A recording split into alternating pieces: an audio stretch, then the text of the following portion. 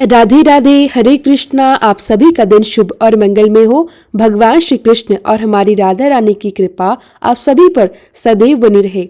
इससे पहले की कथा को सुनने के लिए आप सभी का दिल से आभार। आज माघ मास का दूसरा दिन है। आज के महात्म्य का श्रवण कराने से पहले आज हम आपको सुनाने जा रहे हैं एक ब्राह्मण भक्त की बहुत ही धार्मिक और भावपूर्ण कथा। जैसा कि आपने इससे पहले की कथा में एक डाकू की कहानी सुनी थी कि कैसे एक पंडित जी ने भगवान श्री कृष्ण और बलदेव जी के रूप माधुर्य का ऐसा सुंदर और अलौकिक वर्णन किया था कि वह डाकू जो उनके गहने लूटने के लिए गया था, वही डाकू अंत में खुद लुटकर आ गया। अगर आपने इससे पहले की कथा नहीं सुनी तो आप उसे अवश्य सुनेगा। अब आइए आज की कथा की ओर चलते हैं। कृष्णनगर के पास एक गांव में एक ब्राह्मण देवता रहते थे। वे एक सच्चे भक्त थे और पुरोहित का कार्य किया करते थे। एक दिन यजमान के यहाँ पूजा संपन्न कराकर जब वे अपने घर लौट रहे थे तो रास्ते में इन्होंने देखा कि एक मालिन यानी साग बेचने वाली स्त्री एक और बैठकर साग बेच रही थी। उसके पास अच्छी खासी भीड़ लगी हुई थी। कोई साग तोल रहा था तो कोई मोल भाव करा रहा था। ब्राह्मण देवता रोज उसी रास्ते से जाते थे और रोज ही उस साग वाली को ही बैठा देखते। एक दिन उन्होंने देखा कि उनका कोई जान पहचान का व्यक्ति उस साग वाली से साग खरीद रहा है। यह देखकर ब्राह्मण देवता भी वहीं रुक गए। उन्होंने जो देखा वह अत्यंत आश्चर्यजनक था। साग वाली के पास सिर्फ एक पत्थर का बाट था। उसी एक बाट से वह 5 शेर लेने वाले को 5 शेर और 1 शेर लेने वालों को 1 शेर साग तौल कर दे रही थी। वही एक ही बाट सबके लिए समान रूप से काम कर रहा था। यह देखकर ब्राह्मण देवता को बड़ा आश्चर्य हुआ। उन्होंने साग वाली से पूछा, बेटी एक बात बताओ, तुम इस एक ही पत्थर के बाट से सबको अलग अलग मात्रा में साग कैसे तोल कर देती हो? कहीं किसी को कम तो किसी को ज्यादा नहीं मिल जाता? तभी ब्राह्मण जी ने परिचित व्यक्ति से पूछा, पंडित जी, ये तो सचमुच अचरज की बात है। हम लोगों ने कई बार यहाँ से लिया हुआ साग दूसरी जगह तौल कर देखा है, लेकिन हर बार पूरा वजन ही निकला, कभी कोई कमी नहीं पाई गई। ब्राह्मण देवता ने कुछ क्षण रुककर साग वाली से कहा, बेटी क्या तुम यह पत्थर मुझे दे सकती हो? साग वाली बोली, नहीं बाबा जी, मैं ये पत्थर आपको नहीं दे सकती, मैंने इसे बड़ी मुश्किल से पाया है।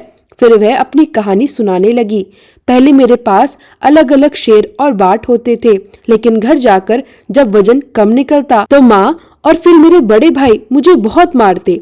3 साल पहले मेरे सारे बाट खो गए। जब मैं घर पहुंची तो बड़े भाई ने मुझे बहुत मारा। मैं रोती रोती घाट पर जाकर बैठ गई और मन ही मन भगवान को पुकारने लगी। तभी अचानक मेरे पैर के पास यह पत्थर लगा। मैंने उसे उठाया और ठाकुर जी से कहा, महाराज मैं तो तोलना नहीं जानती, आप ऐसी कृपा करिए कि इसी एक से सब तोल हो जाए। बस उसी दिन से यह पत्थर मेरे पास है। अब जो जितना साग मांगता है मैं इसी बाट से तोलकर दे देती हूँ। फिर वह बोली, अब आप ही बताइए पंडित जी, ऐसी वस्तु मैं आपको कैसे दे दूं? ब्राह्मण देवता बोले, मैं इसके बदले तुम्हें बहुत सारे रुपए दूंगा। साग वाली ने पूछा, कितने रुपए दोगे? क्या तुम मुझे वृंदावन जाने का खर्च दे दोगे? सब लोग वृंदावन गए हैं, एक मैं ही नहीं जा सकी। ब्राह्मण ने कहा, बताओ कितने रुपए में तुम्हारा काम हो जाएगा? साग वाली बोली, पूरे 100 रुपए। ब्राह्मण देवता ने पूछा, बेटी यह तो बताओ कि तुम इस शिला को रखती कहाँ हो? साग वाली बोली, बाबा जी इसी टोकरी में रखती हूँ। और कहाँ रखूं?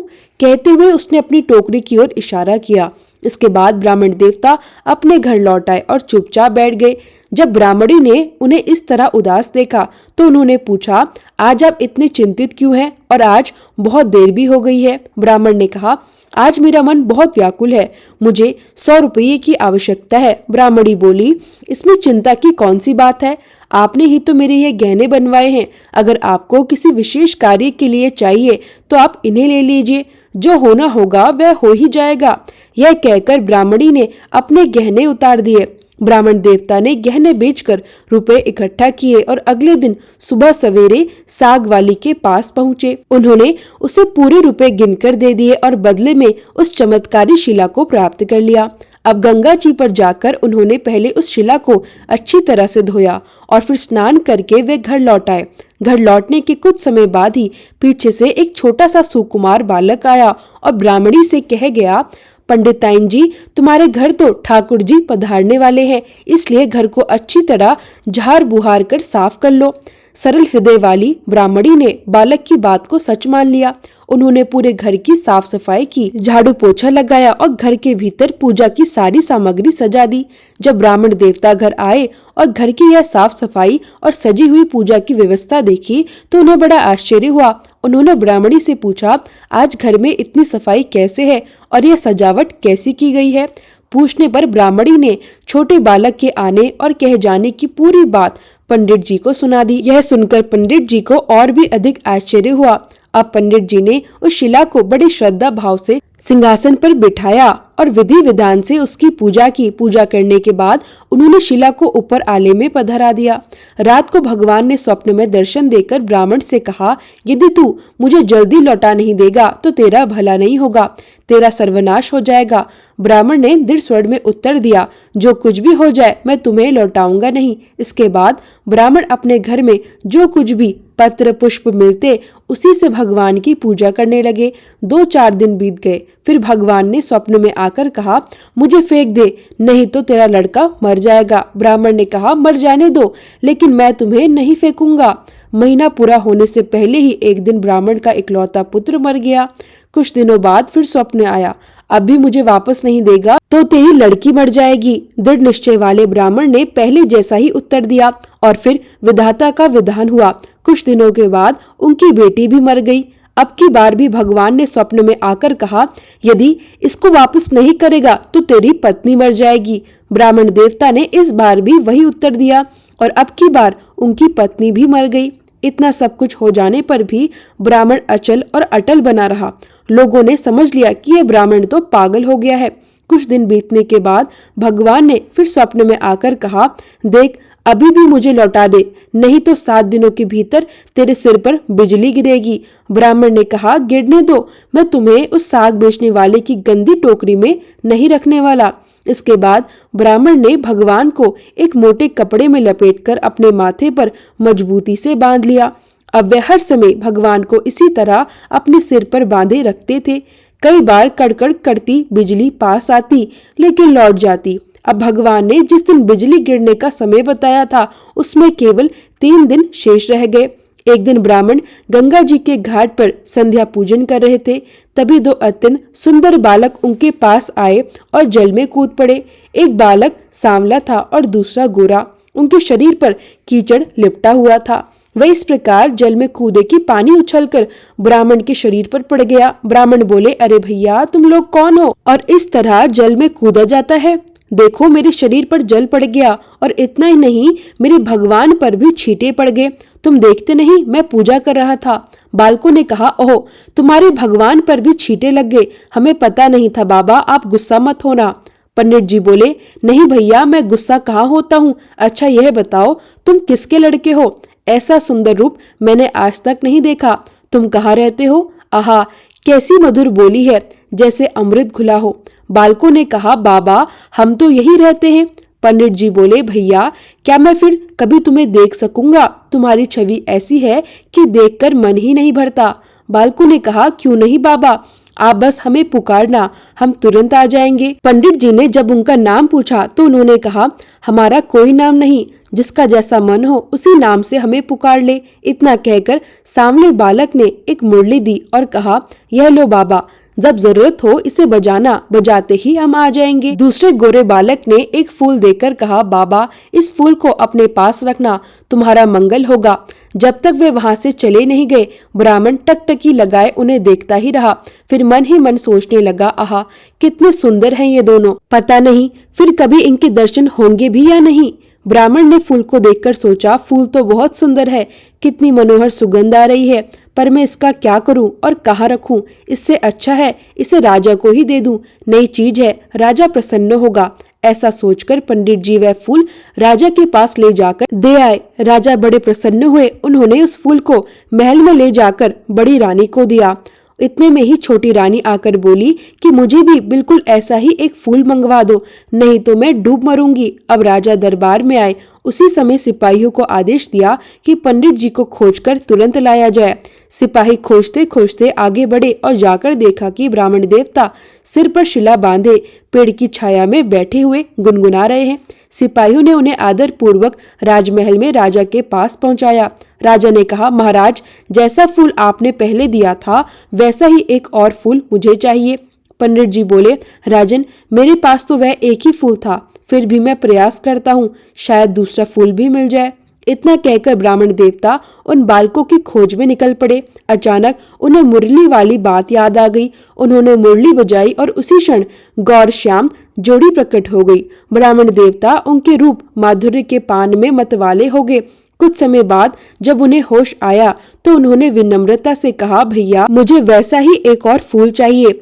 मैंने तुम्हारा दिया हुआ फूल राजा को दे दिया है और राजा ने मुझसे फिर वैसा ही फूल मांगा है। गोरे बालक ने मुस्कुराकर कहा, फूल तो हमारे पास नहीं है, पर हम तुम्हें ऐसी जगह ले चलेंगे जहाँ वैसे ही फूलों का पूरा बगीचा खिला हुआ है। तुम बस अपनी आंखें बंद कर लो। ब्राह्मण देवता ने आंखें बंद कर ली। वे दोनों बालक उनका हाथ पकड़कर न जाने किस रास्ते से बातों बातों में उन्हें कहीं ले गए। कुछ देर बाद एक स्थान पर पहुंचकर उन्होंने कहा, अब आंखें खोलो। जैसे ही ब्राह्मण देवता ने आंखें खोली, वह दृश्य देखकर मुग्ध रह गए। वह स्थान अत्यंत सुंदर था। चारों ओर सुंदर सुंदर वृक्ष, लताएं और पुष्प थे, जिनकी मधुर सुगंध से सारा वातावरण सुशोभित हो रहा था। उस बगीचे के बीचों बीच एक भव्य और मनोहर महल था। तभी ब्राह्मण देवता ने देखा कि वे दोनों बालक वहां से गायब हो चुके थे। साहस जुटाकर वे आगे बढ़े और महल के अंदर पहुंचे। महल के भीतर का दृश्य अत्यंत सुरमई और सुसज्जित था। बीच में दिव्य रत्नों से जड़ा एक सिंहासन था, लेकिन वह सिंहासन खाली था।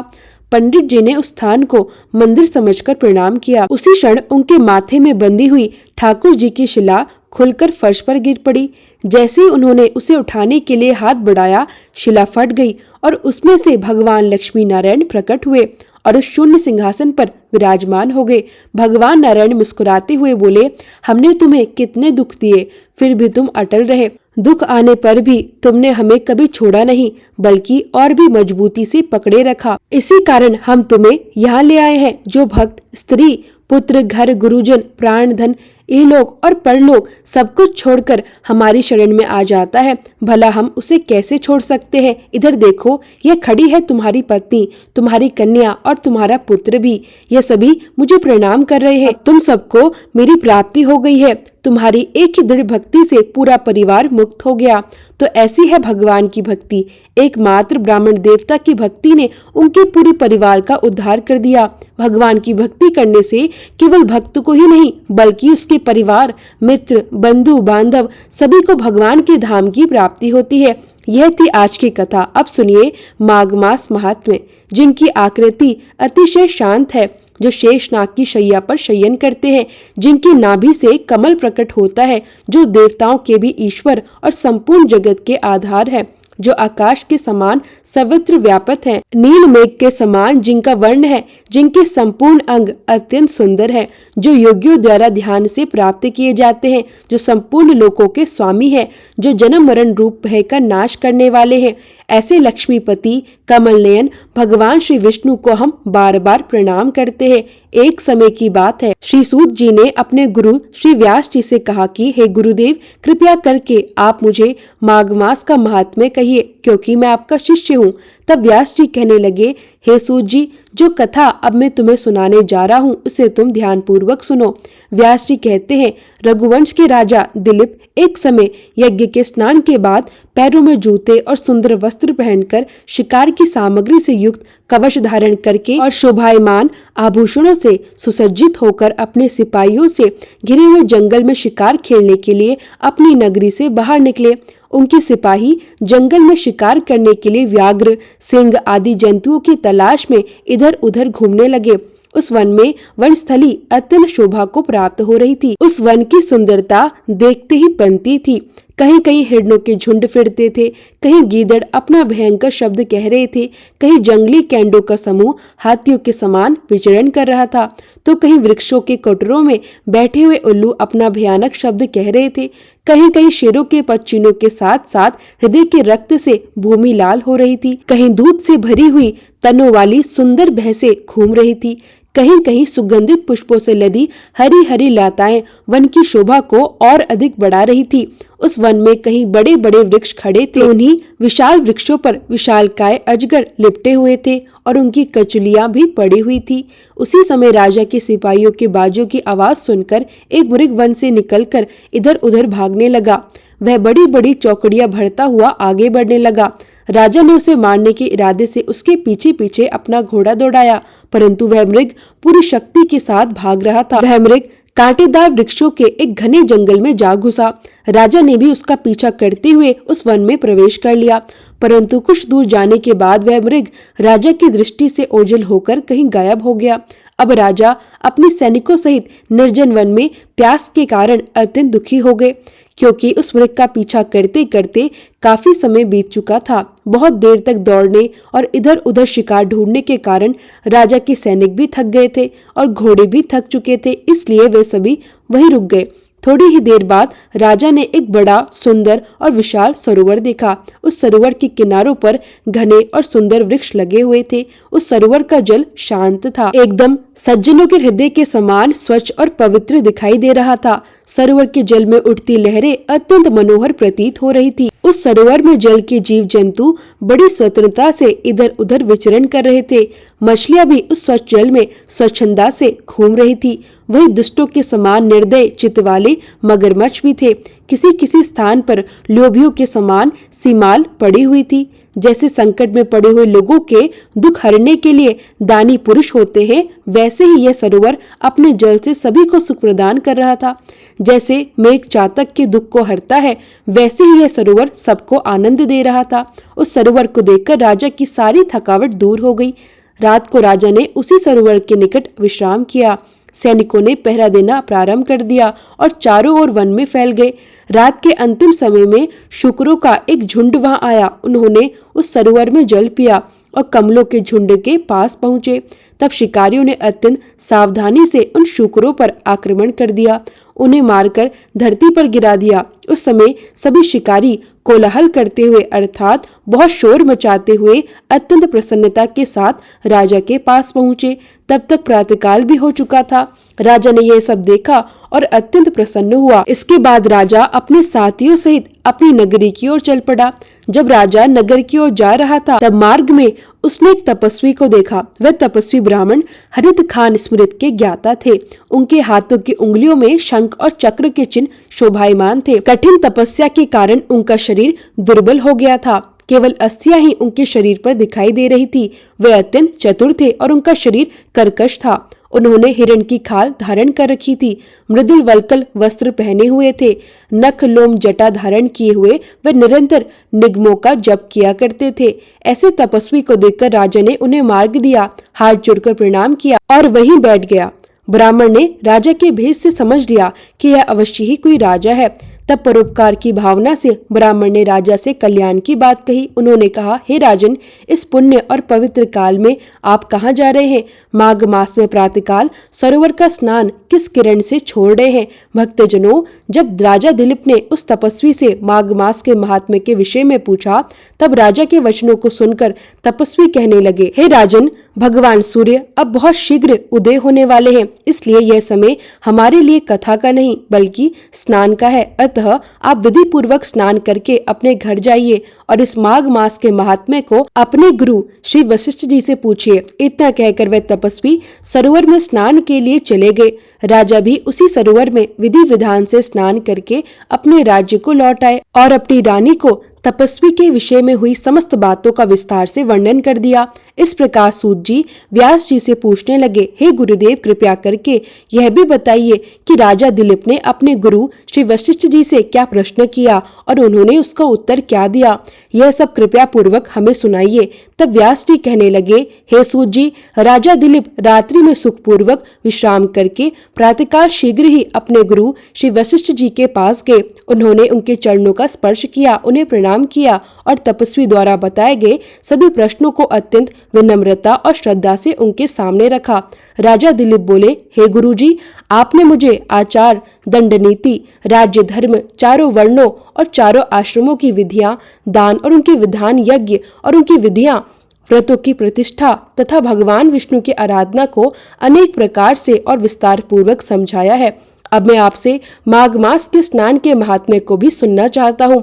अतः हे तपोधन, कृपया नियम पूर्वक इसकी विधि मुझे समझाइए। तब गुरु श्री वशिष्ठ जी कहने लगे, हे राजन, तुमने माघ मास के स्नान का अत्यंत सुंदर और कल्याणकारी प्रश्न किया है। यह स्नान वनवासी और गृहस्थ दोनों के लिए लोक और परलोक में कल्याण करने वाला है तथा मनुष्य के अंतःकरण को पवित्र करने वाला है। हे राजन, अब मैं तुम्हें माघ स्नान का फल सुनाता हूँ, तुम इसे ध्यान पूर्वक सुनो। जो लोग होम, यज्ञ तथा इष्ट पूर्त कर्मों के बिना ही उत्तम गति प्राप्त करना चाहते हैं, वह माघ मास में प्रातःकाल बाहर के जल में स्नान करे। जब सूर्य मकर राशि में प्रवेश करता है, उस समय माघ मास में किया गया स्नान गौ, भूमि, तिल, वस्त्र, स्वर्ण, अन्न, घोड़ा आदि के दानों से, चंद्रयान व्रत और ब्रह्मचर्य व्रत से भी कहीं अधिक पुण्य फल देने वाला होता है। वैशाख मास में जल और अन्न का दान उत्तम माना गया है। कार्तिक मास में तपस्या और पूजा की प्रधानता बताई गई है और माघ मास में जप, होम और दान ये तीनों ही विशेष रूप से फलदायक होते हैं। हे राजन, जिन लोगों ने माघ मास में प्रातःकाल स्नान किया, नाना प्रकार के दान दिए और भगवान श्री हरि के स्तोत्र का पाठ किया, वही आनंद पूर्वक दिव्य धाम में निवास करते हैं। जो मनुष्य अपनी किसी प्रिय वस्तु का त्याग करते हैं और नियमों का पालन करता है, वही माघ साधना द्वारा धर्म का सच्चा साधक बनता है और अधर्म की जड़ों को काट देता है।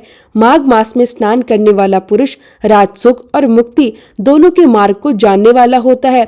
दिव्य दृष्टि वाले महात्माओं ने कहा है कि जो मनुष्य माघ मास में चाहे सकाम हो या निष्काम भगवान के निमित्त नियम पूर्वक माघ व्रत करता है, वह अनंत फल को प्राप्त करता है।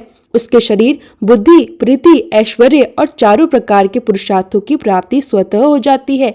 अदिति ने 12 वर्षों तक मकर संक्रांति के दिन अन्न का त्याग करके स्नान किया था, जिसके फल स्वरूप तीनों लोकों को उज्जवल करने वाले 12 पुत्र उत्पन्न हुए। माघ मास में स्नान करने से ही रोहिणी सुभागा बनी, अरुंधति दानशी हुई और इंद्राणी के समान रूपवती होकर प्रसिद्ध हुई।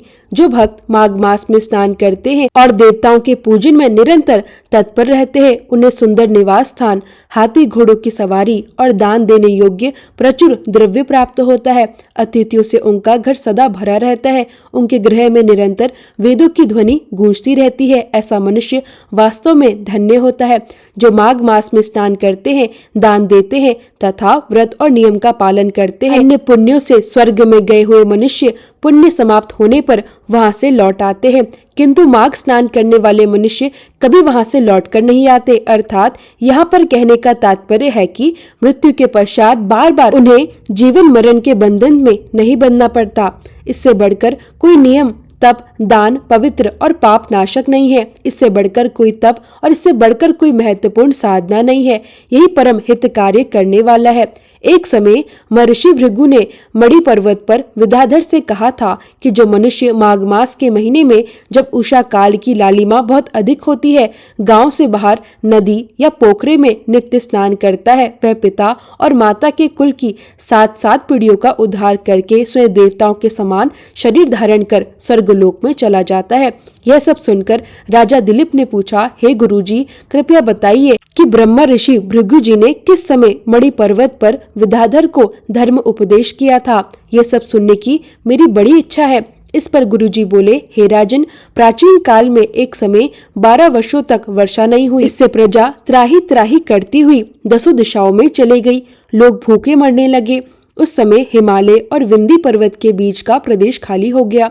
यज्ञ, हवन, जप और वेद अध्ययन आदि सब बंद हो गए। समस्त लोकों में उपद्रव होने लगा। धर्म का तो लोप ही हो गया और चारों तरफ अधर्म का बोलबाला हो गया। धरती पर फल, फूल, अन्न और पानी की बिल्कुल कमी हो गई थी। उस समय नर्मदा नदी के तट पर महर्षि भृगु का आश्रम था। वे अपने आश्रम से अपने शिष्यों सहित निकलकर हिमालय पर्वत की शरण में गए। वह कैलाशगिरी पश्चिम में मणिकर नाम का पर्वत था, जो सोने और रत्नों का बना हुआ था। उस परम रमणीय श्रेष्ठ पर्वत को देखकर अकाल पीड़ित महर्षि भृगु का मन बहुत प्रसन्न हुआ और उन्होंने वहीं पर अपना आश्रम बना डाला। उस पर्वत की चोटी नीली और नीचे का सारा हिस्सा सुनहरा होने के कारण सारा पर्वत पिताधारी श्री भगवान के जैसा लगता था। पर्वत के बीच का भाग नीला और बीच बीच में कहीं सफेद स्फटिक होने से तारों से युक्त आसमान जैसी शोभा को प्राप्त होता था। रात के समय वह पर्वत दीपकों की तरह चमकती हुई दिव्य औषधियों से पूरित किसी महल की शोभा को प्राप्त होता था। वह पर्वत शिखाओं पर बांसुरी बजाती और सुंदर गीत गाती किन्नरों तथा केले के पत्तों की पताकाओं से अत्यंत शोभा को प्राप्त हो रहा था। वह पर्वत नीलम, पन्ना, पुखराज तथा इसकी चोटी से निकलती हुई रंग बिरंगी किरणों से इंद्रधनुष के समान प्रतीत होता था। स्वर्ण आदि सभी धातुओं से तथा चमकते हुए रत्नों से चारों ओर फैली हुई अग्नि ज्वाला के समान शोभायमान था। गुरु वशिष्ठ जी के सामने राजा दिलीप हाथ जोड़कर प्रणाम करने के बाद कहने लगे, हे महाराज, यह पर्वत कितना ऊंचा और कितना लंबा चौड़ा है। तब वशिष्ठ जी कहने लगे, हे राजन, यह 36 योजन का है। 1 योजन 4 कोस का होता है। राजन, ऊंचा पहाड़ चोटी में 10 योजन चौड़ा और नीचे 16 योजन चौड़ा है, जो हरी चंदन, आम, मदार, देवदार और अर्जुन के वृक्षों से सुशोभित हो रहा है। जब धरती पर अकाल पड़ा तब अकाल से दुखी होकर इस पर्वत को फल फूलों से परिपूर्ण देखकर भृंगु ऋषि वही रहने लगे। यहाँ कंदरा वन और उपवन में बहुत दिन तक रहकर तपस्या भी करते रहे। इस प्रकार जब भृंगु ऋषि वहाँ अपने आश्रम में रह रहे थे तब एक विद्याधर अपनी पत्नी सहित वहाँ उतरा। वह अत्यंत दुखी थे। उन्होंने भृंगु ऋषि को प्रणाम किया। ऋषि ने बड़े ही मीठे स्वर में पूछा, हे विद्याधर, क्या बात है? तुम तो बड़े दुखी दिखाई दे रहे हो। विद्याधर बड़े उदास स्वर में कहने लगे, हे महाराज, पुण्य के फल को पाकर, स्वर्ग पाकर तथा देवतुल्य शरीर पाकर भी मेरा मुख व्याघ्र जैसा है। मेरे दुख और अशांति का यही एकमात्र कारण है। मेरी पत्नी अति रूपवती, मीठा बोलने वाली, नाचने गाने की कला में निपुण है, शुद्ध मन वाली, सातों सुरों वाली, वीणा बजाने वाली है, जिसने अपने कंठ से गाकर देव ऋषि नारद को प्रसन्न किया, नाना स्वरों से वीणा बजाकर कुबेर जी को प्रसन्न किया और अनेक प्रकार के नाच ताल से भगवान शिव को भी प्रसन्न किया। कहा ऐसी चंद्रमुखी स्त्री और कहा मैं व्याघ्र मुख वाला। यही चिंता मेरे हृदय को सदा परेशान करती है। ऋषि बोले, हे विद्याधर, छोटे छोटे पाप ही बड़े दुख देते हैं। तुमने माघ मास के एकादशी का व्रत करके द्वादशी आने से पहले तेल लगाया, इसी पाप से तुम व्याघ्र बने।